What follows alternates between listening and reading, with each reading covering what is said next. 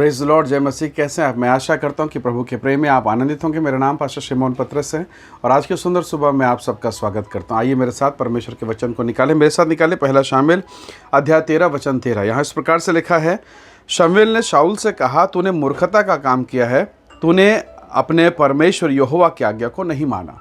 Praise the Lord, hallelujah. परमेश्वर के लोगों, जब आप इस वचन को पढ़ते हैं तो आपको एक घटना स्मरण आएगा। इस पूरे घटनाक्रम में हड़बड़ी, वेट नहीं करना, इंतज़ार नहीं करना, परमेश्वर के तरफ देखना नहीं, ये शाऊल के जीवन का सबसे कड़वा अनुभव रहा। शाऊल परमेश्वर का महान दास बना, परमेश्वर ने अनुग्रह किया, इज़राइल देश का पहला राजा होने का इसे सौभाग्य प्राप्त हुआ और ये परमेश्वर की विशेष कृपा है इस जवान के ऊपर में। परंतु ये हड़बड़ी करता है। जब आप 13 अध्याय पढ़ते हैं, पहला शामुएल 13 अध्याय, ये अध्याय वहाँ से शुरू होता है जब इसका बेटा फलिस्तीनियों के साथ लड़ाई करता है और प्रभु की दया से एक बहुत अच्छा विजय इसे मिलता है। जब विजय मिलता है, फलिस्तीनी लोग भड़क जाते हैं, अब पूरे इज़राइल देश को घेर लेते हैं। अब जब पूरा इज़राइल देश घेर लिया गया, तब ये शाऊल जो राजा है, उसने परमेश्वर के दास शमूएल को बुलावा भेजा कि गिलगाल में आए, परमेश्वर के लिए भेंट चढ़ाए और परमेश्वर से पूछे कि आगे हम क्या करें और किस प्रकार से हम इस युद्ध में विजय को प्राप्त करें। क्योंकि इज़राइल के लोग डर गए थे, कई लोगों ने इज़राइल को छोड़कर बाहर भाग गए। इतना डर और भय फलिस्तीनियों से, क्योंकि जब आप इसे पढ़ेंगे 30,000 रथ और भयंकर सेना लेकर फलिस्तीनी जो है इज़राइल पर चढ़ाई करने के लिए इकट्ठे हो गए। बहुत डरावना माहौल था। परमेश्वर के लोगों, जब देखा गया कि लगभग 1, 2, 3, 4 ऐसा करते कर 7 दिन बीत गया, परमेश्वर का दास शमूएल आया ही नहीं, गिलगाल नहीं पहुंचा। और तब जो है शाऊल ने देखा कि शायद परमेश्वर का दास ना आए, या हो सकता कहीं वो डर गया होगा, पता नहीं इसके मन में क्या चला। इसने क्या किया, इसने परमेश्वर की वेदी बनाई और परमेश्वर की वेदी में खुद ही बलिदान चढ़ा दिया। और जैसे ये बलिदान चढ़ा के जब बाहर निकला, तब लोगों ने कहा कि परमेश्वर का दास, प्रभु का नबी, परमेश्वर का सेवक शामुएल आ रहा है। और ये बाहर निकल तो उसको नमस्कार किया, प्रणाम किया। और उसी समय परमेश्वर के दास ने इस पद को कहा, पद 13 अध्याय 13 वचन 13 पहला शामुएल के भाग को कहा, तूने मूर्खता का काम किया है, तूने अपने परमेश्वर यहोवा की आज्ञा को नहीं माना। और फिर इसके आगे के भाग को देखेंगे, बाइबल कहती है, प्रभु के दास ने कहा, परमेश्वर यहोवा तुझे ये राज्य दे देता, लेकिन सुन, अब तूने इस राज्य को खो दिया, तेरे स्थान पर अब दूसरा राज्य करेगा। परमेश्वर के लोगों, शाऊल के जीवन में हड़बड़ी थी। वो बहुत जल्दबाजी में था। उसने सोचा प्रभु का दास नहीं आया तो मैं ही कर देता हूं, यानी पास्टर नहीं आया, अगवा नहीं आया तो मैं ही कर लेता हूं। और यही गड़बड़ी शाऊल के साम्राज्य का समापन का कारण बन गया। प्रभु नाराज हो गए। प्रभु ने कहा, तूने मेरे दास का जगह ले लिया, तूने मेरे ठहराए हुए प्रभु के मेरे सेवक का स्थान ले लिया। परमेश्वर के लोगों, परमेश्वर ने उसे राजा का काम दिया था, पास्टर या याजक का काम नहीं दिया, लेकिन वो जाकर उस काम पर भिड़ गया। प्रभु नाराज हो गए, प्रभु ने उसे राज्य से निकाल दिया। सब कुछ खत्म हो गया, एवरीथिंग इज फिनिश्ड, सब कुछ समाप्त। और आप उसके जीवन के अंत को देखेंगे, वो तलवार लेकर अपने तलवार को निकालता है, आगे चलकर आप देखते हैं, और वो अपने तलवार पर खुद गिरकर अपने आप का नाश कर देता है। कई बार हम इस प्रकार की घटनाओं को लोगों के जीवन में देखते हैं, जब वो हड़बड़ी करते हैं किसी चीज़ को पाने के लिए। इसलिए प्रभु के लोगों, आज की सुबह प्रभु हमसे बातें कर रहा है, हम मनन करें।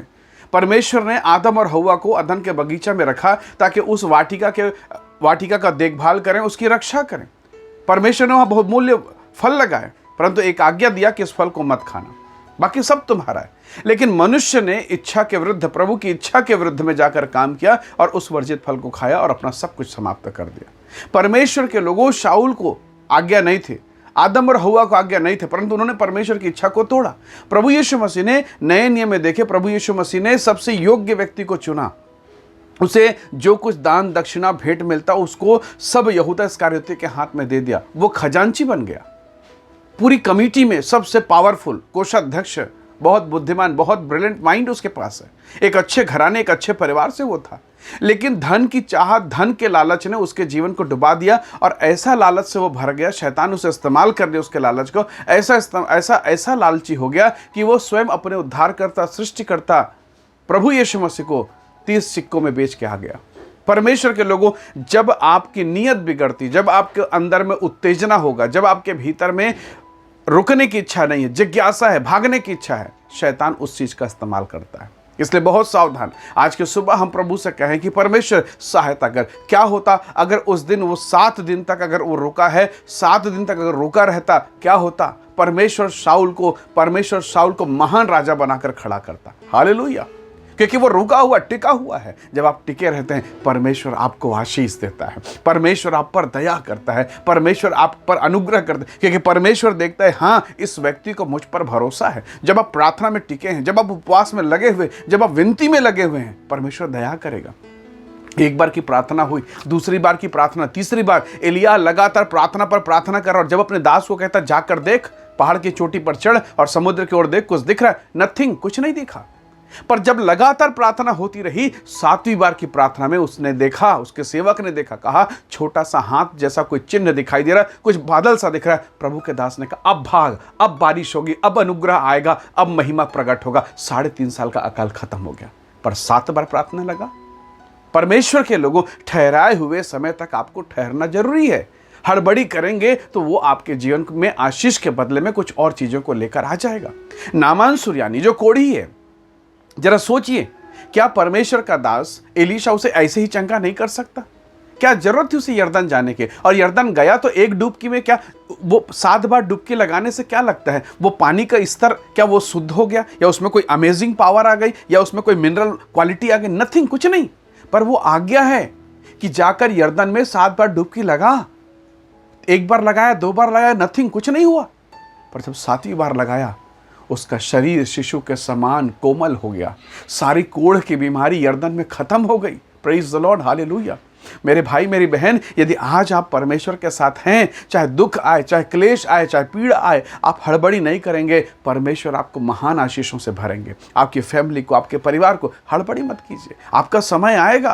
प्रभु ने यदि गिफ्ट दिया है, उसका भी समय आएगा। नहीं दिया तो देने का भी आएगा। अगर दे दिया है तो इस्तेमाल करने का भी समय आएगा। पर हड़बड़ी ना करें, गड़बड़ी ना करें, क्योंकि आप हड़बड़ी करेंगे, शैतान आपके द्वारा कलीसिया में गड़बड़ी करेगा, आपके परिवार में गड़बड़ी करेगा, और यही तो वो चाहता है। इसलिए परमेश्वर के प्रिय शिष्य बनकर, प्रिय विश्वासी बनकर, प्रिय सेवक बनकर इंतजार करें, क्योंकि जब समय आएगा, प्रभु आपको अपनी महिमा के लिए इस्तेमाल करेगा। परमेश्वर आपको ब्लेस करेगा, परमेश्वर आपको शुद्ध करेगा, जैसे उसने नामान सुरयानी को किया। परमेश्वर आपके इसी शरीर को महिमा की देह में बदलेगा, अपनी महिमा को प्रकट करेगा। परमेश्वर के लोगों, शाऊल रुका नहीं, उसने परमेश्वर के दास के काम को किया। प्रभु नाराज हो गए। उसे लगा मैं तो प्रभु का काम कर रहा हूं, मैं तो प्रभु के लिए बलिदान चढ़ा रहा हूं, लेकिन नहीं, परमेश्वर नाराज हो गए। परमेश्वर के लोगों, कई बार आपको लगता है मैं तो प्रभु का काम कर रहा हूं, लेकिन यहां पर शैतान गड़बड़ कर रहा है। आपको लगेगा शाऊल को भी प्रभु का काम लगा, लेकिन प्रभु नाराज हो गए। इसलिए आज हम प्रभु से कहें कि परमेश्वर मेरी सहायता कर, मैं वो काम ना करने पाऊं जो आपको पसंद नहीं। प्रभु, मैं वही करूं जो आप चाहते हैं। प्रभु के लोगों, सोचिए, परमेश्वर स्वयं पुत्र रूप में अवतरित हुआ और गethsemane के बगीचे में कहता है, पिता मेरी नहीं तेरी इच्छा पूरी हो। मेरी इच्छा तो है कटोरा टल जाए, मेरी इच्छा तो है ये समय हट जाए, मेरी इच्छा तो है ये सब कुछ ना हो, पर पिता तेरी इच्छा पूरी हो। आज की सुबह हम प्रभु से पूछें कि प्रभु मेरे दिल में बहुत इच्छाएं हैं, मैं दुख में हूँ, क्लेश में हूँ, पीड़ा में हूँ। यीशु मसीह मृत्यु की दशा में है, पर इस दशा में भी कहा, father my heart is ready, पिता मेरा हृदय तैयार है, मेरा हृदय तैयार है, बस तेरी इच्छा पूरी हो जाए। हालेलुया। परमेश्वर ने उसे वो नाम दिया जो सब नामों से ऊंचा नाम है, उसे ऊंचा उठाया, और वो आज मानव जाति का उद्धारकर्ता के रूप में हम सब के लिए आशीष का कारण है। परमेश्वर आपके जीवन को, आपके घर को, आपके बिजनेस को, आपके कामों को, आपके बाल बच्चों को ऊंचा उठाएगा, यदि आप ठहरे रहें, इंतजार करते रहें। आइए आज के सुबह हम प्रभु का धन्यवाद करें। प्रेमी अनुग्रहकारी स्वर्गीय पिता, धन्यवाद मेरे प्रिय भाई बहनों को, मेरे प्रिय लोगों को तेरे हाथों में सौंपता हूं, जो इस वीडियो संदेश को सुन रहे हैं। प्रभु प्रत्येक को ब्लेस करें, आशीष दें। यहोवा का अनुग्रह इनके जीवन पर हो प्रभु। और पिता, आज आपने अपने वचन के द्वारा हमसे बोला, हमसे बातचीत किया है प्रभु जी, होने दीजिए प्रभु जी कि हमारे जीवन में वही बातें हों, हम हड़बड़ी ना करें, हम उत्सुकता में ना गलत काम करें प्रभु जी, हम नम्रता में रहें, दीनता में रहें, अधीनता में रहें, और हम वो काम करें जो आप चाहते हैं। इसलिए हे पवित्र आत्मा, हमारे मन, विचार, कार्यों का आप नियंत्रण में ले लीजिए प्रभु, ताकि हमारे मनों में, हमारे जीवनों में, हमारे शब्दों में, हमारे होठों में, हमारे विचारों में केवल तेरी इच्छा पूरी हो। हम सारी महिमा आपको देते हैं। धन्यवाद पिता, प्रार्थना सुनने के लिए प्रभु यीशु के सामर्थ्य नाम से मांगते हैं, आमीन आमीन। प्रभु आप सबको बहुत ऐसे आशीष दे। धन्यवाद इस वीडियो संदेश को सुनने के लिए, देखने के लिए। परमेश्वर का अनुग्रह सदैव आपके साथ रहे। संदेश को दूसरों को भी शेयर करें, ताकि वो भी इन वचनों को सुने, देखें और परमेश्वर के आशीषों को प्राप्त करें। प्रभु आप सबको बहुत ऐसे आशीष दे। बहुत धन्यवाद। जय मसीह की। Praise the Lord.